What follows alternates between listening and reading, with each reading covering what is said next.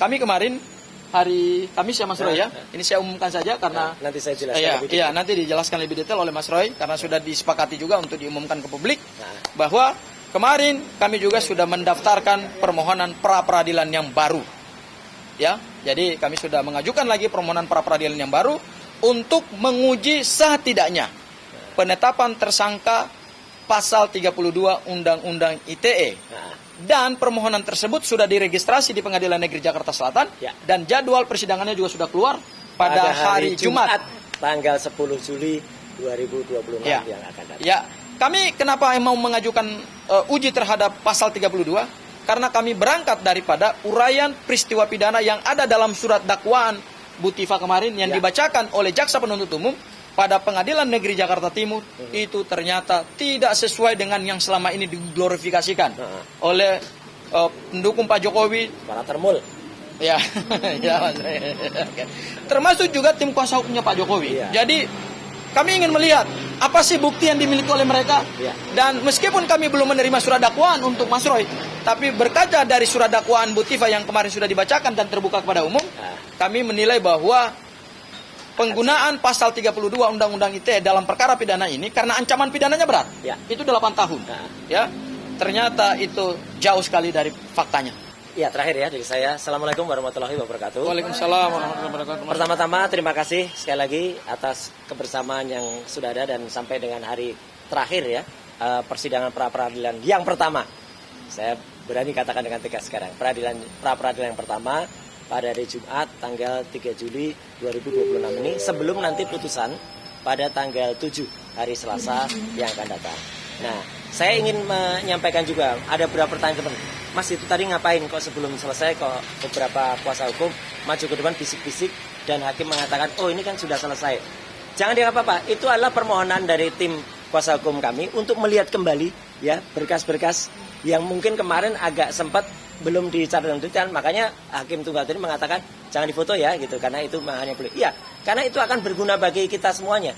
Ya, kalau ada berkas yang diajukan supaya tidak ada lagi nanti misalnya ada pengajuan berkas lagi tapi ternyata berkasnya beda atau timbul misalnya nanti surat penangkapan, surat penahanan dan termasuk surat termasuk barang bukti itu berubah. Siapa tahu berubah yang kemarin pakai kuhab baru ternyata diubah menjadi kuhab lama supaya dicocok-cocokkan. Nah ini kan nggak boleh terjadi meskipun kita nggak boleh suudzon begitu ya. Tapi yang jelas adalah hari ini kita sudah sampai di ujung dan ini hari Jumat yang berkah dan tadi sudah dikatakan oleh Pak Abdul Ghafur Sangaji ya kita sudah mendaftarkan kembali pra peradilan yang kedua. Pra peradilan yang kedua yang nanti akan mempertanyakan ya tentang bagaimana penetapan tersangka yang menggunakan Undang-Undang ITE. Karena kita tahu semua, Undang-Undang Informasi dan Transaksi Elektronik itu dibuat atas kebutuhan mendesak negara Republik Indonesia untuk persoalan ekonomi e-commerce waktu itu. Jadi singkatnya waktu itu kita tuh hampir di-ban oleh semua negara ya. Karena apa? Karena kita belum punya undang-undang tentang transaksi elektronik. Maka undang-undang itu digagas oleh dua kampus, yaitu kampus UI di Jakarta dan kampus ITB, kampus Unpad di Bandung ya. Jadi ada Cyber Law dan juga ada IETE, Informasi Elektronik dan Transaksi Elektronik. Kebetulan saya ada di dalam tim gabungan itu bersama Prof Henry Subianto, ya Prof Henry selaku staf ahli dari Menteri Kominfo waktu itu. Kominfonya masih bernama Komunikasi dan Informasi, masih zaman Pak Samsul Maruf. Itu tahun 2003. Jadi kita tahu persis ternyata undang-undang ini salah gunakan. Bahkan pasal 32 dan 35 itu cacat betul kalau itu digunakan untuk mentersangkakan saya dan juga Dr. Tifa. Karena tidak ada rekayasa elektronik yang kita lakukan, rekayasa dokumen nggak ada. Bahkan saya pun tidak ada yang mengunggah atau mengupload. Maka kemarin saya juga mengerti kalau teman-teman dari Ikatan Jurnalis Televisi Indonesia sangat mempertanyakan dan bukan menggugat ya, tapi mungkin akan mempersoalkan tayangan-tayangan TV yang dijadikan bukti. Tayangan TV itulah hak demokrasi. Itulah hak media untuk kemudian menyampaikan. Kalau semua media tiba-tiba bisa digugat tayangannya kan parah. Nanti pemret atau host yang ada dipanggil selaku saksi kan rusak negeri kita. Kalau itu karena semua itu juga kalau media itu sudah ada undang-undang pokok pers. Ya, itu ada undang-undangnya sendiri tahun 99. Tidak bisa kemudian langsung ditarik kepada undang-undang ITE. Jadi terima kasih juga untuk media yang sudah kita bersama menegakkan itu. Artinya apa? Artinya penggunaan Undang-Undang ITE itu sangat tidak tepat. Satu lagi, Undang-Undang ITE itu terpaksa dibuat waktu itu karena ketika pemilu tahun 2004 waktu itu ada hacking terhadap situs KPU. Ada situs itu jadi partai jambu, partai nangka. Itu digunakan Undang-Undang ITE karena ada data elektronik diretas oleh seseorang, diubah lagi, digunakan lagi. Nah, yang sekarang terjadi siapa? Pengupload data elektroniknya saja tidak disentuh sama sekali, namanya Dian Sandi Utama. Itu harus kena dulu karena dia jelas betul melanggar pasal 32, melakukan transformasi, ya, mentransmisikan, ya. Kemudian siapa yang mengubah? Nggak ada yang mengubah. Seorang peneliti itu tidak mengubah data di sini. Kita hanya membaca data, menyajikannya. Jadi tidak ada 0,0001% pun yang kita ubah dari data itu. Nggak ada. Kalau tampilannya beda, lah itu namanya adalah tampilan. Sama seperti Bapak dan Ibu sekalian. Misalnya mohon maaf nih, saya pakai contoh Bu Soraya. Bu Soraya periksa, maaf nih ya Bu, periksa kandungan. Kemudian di situ diperiksa pakai USG. Kemudian di USG tampak, oh ini Bu, maaf Ibu, positif. Ini bayinya, bagus banget. Terus kemudian bayinya, ini gerak-gerak. Apa bayi dalam kandungan Ibu ini berubah?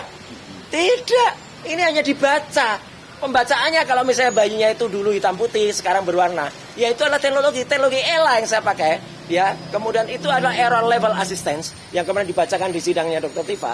Itu adalah hasil uji dari alat yang membaca sesuatu dan ini tidak mengubah sama sekali objek pokoknya. Ijazahnya Jokowi apa berubah? Tetap palsu. Ya, nggak ada yang berubah, ya. Jadi meskipun kita baca apapun, tetap. Nah, jadi itulah alasan kami untuk kemudian kami mengajukan pra peradilan yang kedua, ya, pada hari Jumat tanggal 10 Juli yang akan datang. Saya langsung jawab saja pertanyaannya. Apakah ini berarti ada penundaan lagi terhadap perkara utamanya saya di Pengadilan Jakarta Timur? Itu konsekuensi dari kitab hukum acara pidana yang baru. Jangan salahkan saya, jangan salahkan tim hukum saya. Kalau kemudian itu kemudian ya terpaksa harus menunggu, ya, menunggu putusan dari pra peradilan yang kedua juga nanti. Itu ya, clear ya. Jadi artinya sekaligus kita umumkan, kita bocorkan langkah-langkah kita. Dan itu tidak ada yang namanya buying time. Nggak ada. Ini bukan buying time. Daripada nanti tiba-tiba diputus, tapi ternyata, wah, ternyata salah penerapan pasal 32 UU ITE. Padahal saya sudah terlanjur putus. Itu persis kayak tragedi Sengkon dan Karta, ya, yang sudah diputus dulu, kemudian ternyata setelah dilihat-lihat, waduh, ternyata ada kesalahan di dalam putusan sidang yang dulu. Kan sayang, sebelum putusannya kemudian dibuat di pokok utamanya, kita koreksi, kita benarkan dulu dalil-dalil yang sudah disampaikan, bahkan gugatan ataupun dakwaan yang kemarin di dalam dokter. Dan kemarin kan kalau teman-teman lihat dakwaannya Dokter Tifa, banyak sekali, ya, lebih dari 20 barang-barang bukti. Itu yang terkait dengan Dokter Tifa cuma berapa? Cuma 5. Yang terkait dengan saya juga kalau nggak 5, kalau nggak 6. Semuanya terkait dengan siapa? Dokter Eng, Siolansian Lipar M. Eng, dokter palsu itu. Nah, kalau dokter palsunya itu sudah di RJ, sudah di SP3, harusnya itu juga gugur semuanya, gitu loh. Dan tidak ada yang terkait dengan kami secara langsung, apalagi itu yang banyak kan S, terus balik. Nah, itu kan nggak masuk kita semuanya. Kenapa itu masih dibacakan di Dokter Tifa? Makanya nanti ketika itu sudah kita lakukan praper semuanya, yang insya Allah itu aja menjadi bahan praper juga bagi kami, karena itu sudah diumumkan publik, ya kan, gitu. Jadi itulah strategi cerdas, strategi tepat, strategi cadas yang kita gunakan, ya, memanfaatkan KUHP baru. Memanfaatkannya atau membaca KUHP baru. Melaksanakan kebaikan KUHP baru. Melaksanakan kebaikan KUHP baru. Oh, itu pemanfaatan enggak ya? Melaksanakan kebaikan dari kitab Undang-Undang Hukum Acara Pidana yang baru. Itu ya, teman-teman. Sekali lagi terima kasih. Wassalamualaikum warahmatullahi wabarakatuh. Terima kasih. Menurut saya atau menurut hukum, Prapit itu tidak dibatasi karena belum ada aturan yang membatasi bahwa pra peradilan itu hanya bisa dilakukan sekali. Tetapi apakah bisa dilakukan untuk kedua kalinya? Nah, di sini sangat kelihatan bahwa ada niatan dari teman-teman tim kuasa hukum untuk berstrategi mengulur-ngulur waktu agar persidangan itu menjadi jauh antara Dr. Tifa dan Roy Suryo. Nah, persoalan saat ini kita lihat apakah Prapit yang kedua ini bisa diterima. Apakah tetap pemberlakuan pemeriksaan perkara lebih dari 2 kali adalah nebis in idem. Hal ini tentu menimbulkan suatu perdebatan hukum yang menarik bahwa apakah bisa dilakukan Prapit untuk kedua kalinya apakah dia termasuk dalam kategori pemeriksaan perkara 2 kali, itu adalah nebis in idem dalam istilah hukum. Tetapi apapun itu, ini sudah kita lihat bahwa gejala bagaimana Roy Suryo ingin mengulur-ngulur waktu dan ingin menyaksikan apa yang terjadi di sidang Dr. Tifa. Tetapi apapun itu, strategi tetaplah strategi hukum. Kita lihat apakah yang kedua kali prapitnya akan diterima atau nebis in idem. Pra-peradilan terkait pra-peradilan yang diajukan pihak Roy Suryo atau kuasanya atau penasihat hukumnya, hal tersebut menurut kami bahwa hal tersebut adalah otomatis menjadi strategi hukum dalam mengulur-ulur waktu yang dimana waktu persidangannya sudah sangat dekat. Karena yang pertama, selain itu, yang pertama adalah bahwa prapit pertama itu memang error in persona karena melibatkan pemerintah, ceki Presiden Republik Indonesia, sehingga sangat besar kemungkinannya untuk tidak diterima atau putusannya ditolak. Namun pengajuan prapit yang kedua ini berarti ada unsur untuk, ya, ada niatan bagi teman-teman penasihat hukum untuk mengulur-ngulur waktu. Terlepas prapit tersebut tidak diatur di dalam perma ataupun sema terkait bisa diajukan berapa kali atau ada pembatasan di dalam pengajuannya. Namun pada prakteknya biasanya prapit yang kedua itu ditolak dikarenakan yang pertama adalah itu bisa dikategorikan nebis in idem, walaupun bukan peradilan, bukan pemeriksaan peradilan, tetapi pemeriksaan di tingkat pra-peradilan itu juga bisa disebut sebagai nebis in idem. Bang Michael tadi juga menyambung yang tadi soal alasan ada jeda lumayan panjang 8 bulan baru memperkarakan soal penetapan tersangkanya. Kenapa nggak dari dulu aja? Ya kalau soal pasal-pasal dan penetapan tersangka sebenarnya dari dulu kita sudah permasalahkan. Cuman kita dari dulu tidak yakin apakah kasus yang sekacau ini bisa sampai ke pengadilan. Berarti itu karena memang bukti-buktinya sangat lemah, semuanya sangat lemah, nggak jelas konstruksi kasusnya. Jadi dari awal kita semua ini tidak menyangka akan sampai ke persidangan. Dan kedua, kalau ini sampai ke persidangan, nanti akan Pak Joko Widodo sendiri yang akan duduk di kursi saksi pelapor, dan akan ditanyai berbagai hal mengenai kenapa Anda melaporkan ini, kenapa pasal ini yang dipakai, kenapa bukti-bukti ini yang dipakai. Saya tidak yakin. Semalam saya katakan di Bola Liar dan sekarang saya katakan lagi, saya tidak yakin Pak Jokowi akan hadir. Karena terlalu ngeri yang akan dia hadapi saat di kursi itu nanti, gitu loh. Terlalu mengerikan, apalagi untuk seorang sekelas mantan Presiden RI untuk menghadapi itu. Tapi kan pertanyaannya jadi gini, ketika pra-peradilannya ini nih back to back dilakukannya, ini kan bukankah juga jadi ada pertanyaan, jangan-jangan Roy Suryo yang malah takut sidang? Oh, kalau soal takut sidang, itu Dokter Tifa kok nggak takut? Kan sama saja. Itu kan tapi Dokter Tifa bukan Roy Suryo. Iya, tapi kan sama aja, barangnya sama, cuman orangnya aja yang beda. Apa bedanya? Apa jangan-jangan memang Pak Jokowi inginnya Roy Suryo yang disidang? Nggak terlalu peduli sama Dokter Tifa. Kalau saya sih, saya lebih salut dengan Dokter Tifa yang sekarang sudah mengatakan saya tidak akan RJ. Saya tidak akan meminta maaf, saya tidak akan mengakui atau apapun, tidak akan restoratif justice. Kita fokus dulu juga soal Roy Suryo. Bang Andi, kalau menurut Anda sebenarnya ketika secara timeline kan ada jeda cukup panjang. Menurut Anda, kenapa alasan Roy Suryo baru ngaju sekarang? Ya, karena kalau dia dalam status tersangka, ketika itu diajukan yang namanya pra-peradilan, kemudian ditolak, jalan tol langsung masuk di pokok perkara. Berarti maksudnya takut? Ya takut lah. Pertama saya katakan itu adalah takut ya, karena mereka mencari celah dengan KUHP baru. Karena KUHP baru itu bisa berkali-kali ya, tapi kan juga ada batasannya untuk itu. Dan kemarin kan dikatakan, prapit yang kedua kan, itu suatu hal yang aneh. Ya, Hakim Agung juga Pak Binsar juga mengatakan itu suatu hal yang aneh baru terjadi, itu ada prapit kedua. Belum pernah Hakim Agung dia. Jadi menurut saya apa yang dikatakan selama ini ya, ini adalah suatu triki aja. Apa? Mereka strategi apa di situ? Ya strateginya begini, ya. Ketika Tifa tidak mengajukan yang namanya RJ, itu kan langsung ke pokok perkara. Sedangkan Roy Suryo mengajukan itu karena dia ingin mengintip apa sih yang akan dipertanyakan oleh JPU kepada terdakwa. Kemungkinan kalau itu tidak bisa dijawab oleh terdakwa ataupun dari penasihat hukum, ini akan dia tambal sulam. Ya, buat nanti kalau Roy Suryo duduk sebagai terdakwa di kursi itu. Ya. Kalau dikatakan diglorifikasi bahwasanya Pak Jokowi tidak akan hadir, itulah ketakutan-ketakutan oleh mereka sendiri. Padahal yang sebagai terdakwa itu adalah Dr. Tifa dan juga Roy Suryo, bukan Pak Jokowi. Pak Jokowi kan hadir ketika menerima undangan tanggal sekian, jam sekian, Bapak sebagai saksi pelapor harus hadir di PN Jakarta Timur. Beliau sudah mempersiapkan semuanya. Dan ini adalah momen yang sangat ditunggu oleh beliau.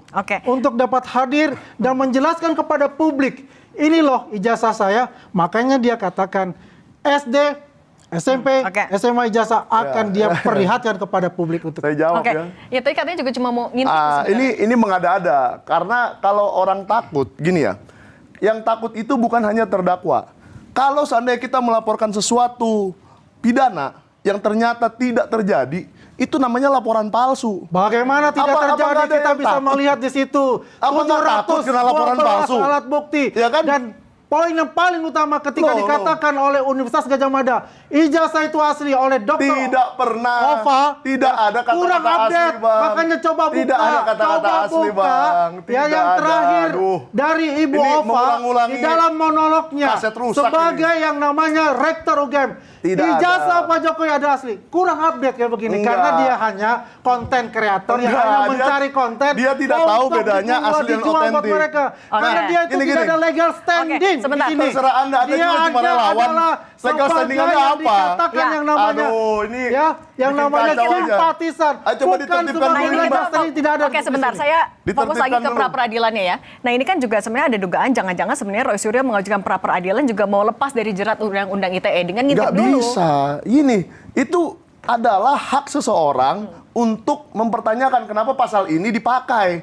Kan pasalnya pencemaran nama baik, fitnah. Oke, itu kita terima.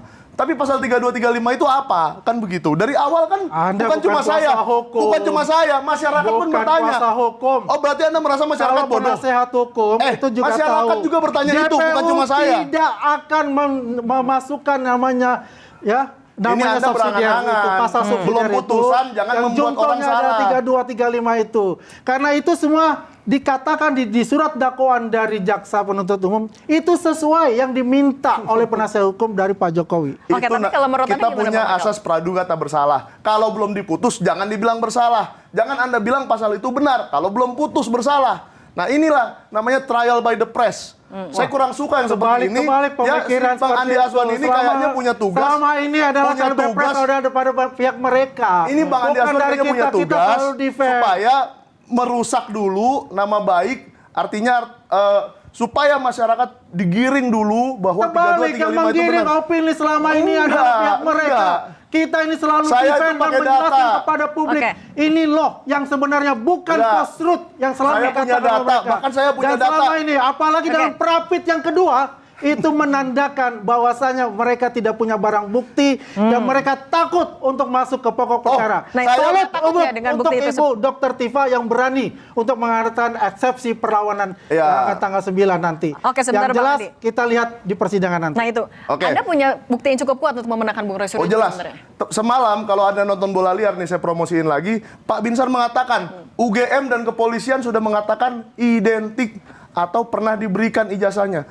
Ada yang ketiga, hakim juga bisa lupa. Ya kan? Ada yang ketiga yang menyatakan ini otentik atau tidak. Kita kan bertanya bukan identik. Yang kita tanya ijazahnya otentik atau tidak. Karena saya bisa saja memakai ijazah Michael Sinaga yang dokter itu, saya pakai aja buat nyalek. Tapi hubungannya gitu apa kan. sama pra-peradilan Nah. akan dipakai juga itu? Nah, gini. Kalau ijazah itu dinyatakan tidak otentik, ya gugur semua, habis. Selesai.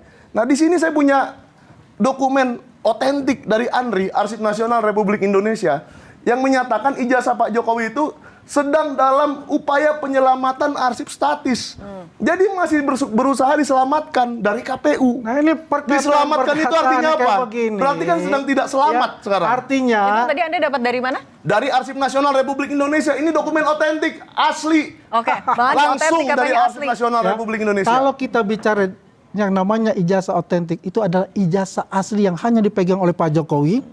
Dan sekarang itu ada di PN Jakarta Timur sebagai barang bukti. Kalau yang dikatakan Andri itu adalah fotokopi yang dilegalisir, bukan ijazah asli.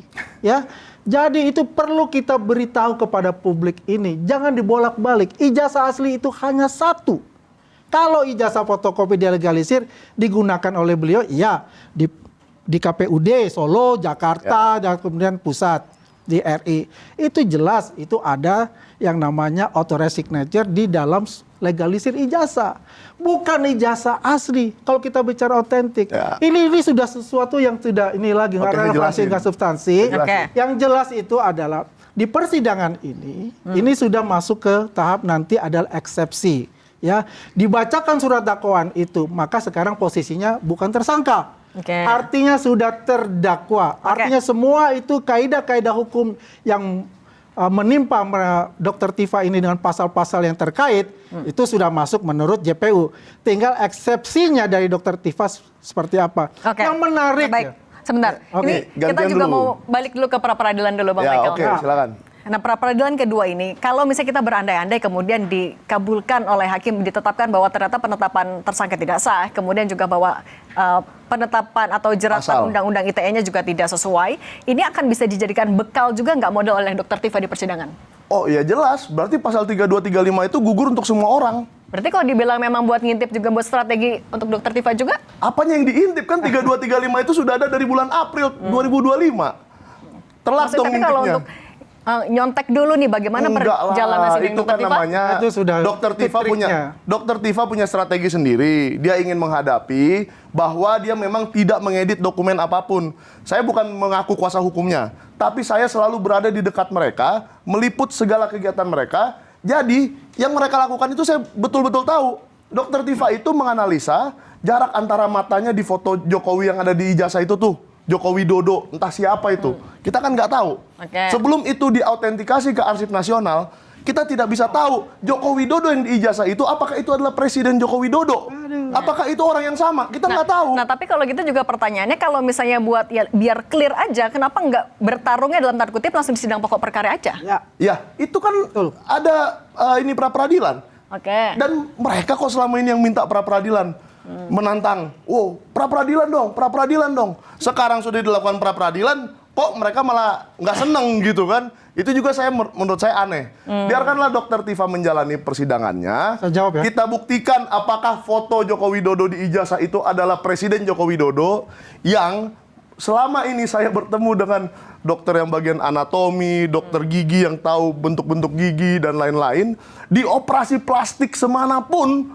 Yang difoto itu waktu mudanya tidak mungkin tuanya seperti Presiden Jokowi yang kita tahu. Gitu loh. Kalau gitu Bang Andi, sebenarnya kan ini dengan adanya pra-peradilan kedua, baru mulainya aja 10 Juli, artinya sidang perkaranya yang utamanya juga masih lama lagi. Selain ngulur-ngulur waktu, Anda melihat ada apa lagi sih? Iya, menurut saya ini memang itu adalah strategi dan trik mereka. Ya, yang saya katakan itu.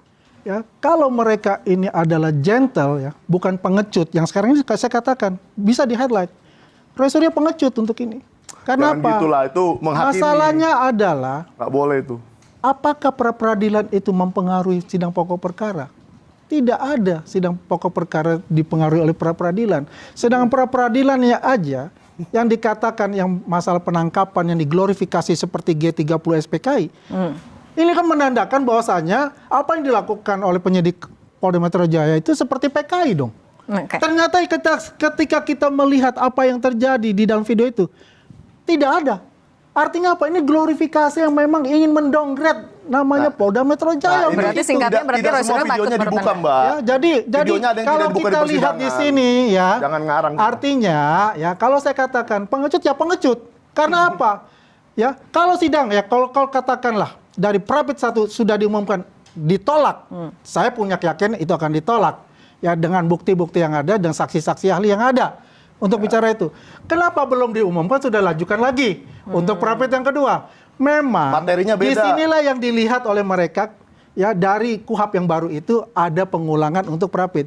Kalau kita bicara Undang-Undang Nomor 8 tahun 81 ya, ketika sudah masuk sidang pokok perkara, Prapit itu sudah otomatis akan gugur. Katanya itulah yang makanya kalau di pra-peradilan strategi oleh mereka untuk lakukan itu. Kalau di pra-peradilan pasalnya digugurkan, di sidang pokok perkara pun nggak boleh ada pasal itu, gitu loh. Logikanya yang gampang-gampang aja sih. Ini mempersulit dengan bahasa-bahasa yang bagaimana mempersulit? Itu tujuannya pra-peradilan. Dokter Tifa berani ya, walaupun dia perempuan, dia gentle untuk melakukan itu. Saya akan hadapi, saya akan perlawanan. Itulah yang perlu kita lihat. Dan Roy Suryo seharusnya tapi sekarang saya mau mendoakan seseorang, Mbak, yang apa yang dilakukan oleh Dokter Tifa. Berarti maksudnya Roy Suryo takut Sekali dia untuk itu. Saya mendoakan dia membuat yang namanya permainan ini semakin panjang dan menghindari. Kan juga kemarin waktu di statementnya, ya ini kan boleh Prapit nanti kita Prapit lagi. Artinya sudah ada indikasi bahwa dia itu ketakutan untuk masuk ke sidang pokok perkara, akan dikenakan pasal berlapis seperti itu. Jadi menurut saya tarung aja di situ. Jadi narasi mereka ini nggak pernah konsisten. Tadi saya mau bilang, saya mau mendoakan 2 atau 3 minggu lagi saat waktunya Pak Jokowi datang ke sidang dan ditanyai di kursi saksi pelapor, saya mendoakan benar-benar datang. Atau nanti akan seperti Bang Andi katakan tuh. Tadi dia mengatakan Roy Suryo pengecut. Jangan sampai rakyat nanti mengatakan Jokowi pengecut. Tidak ada, Pak kalau Jokowi tidak datang, ada presiden ke-7. Kalau tidak datang nanti jadi pengecut dia, Bang. Karena ini adalah sidang yang sangat ditunggu-tunggu oleh beliau. Iya. Untuk membungkam congor-congor mereka yang selalu mengatakan ijazah Pak Jokowi itu adalah palsu 99,9%. Padahal tidak pernah diteliti secara forensik.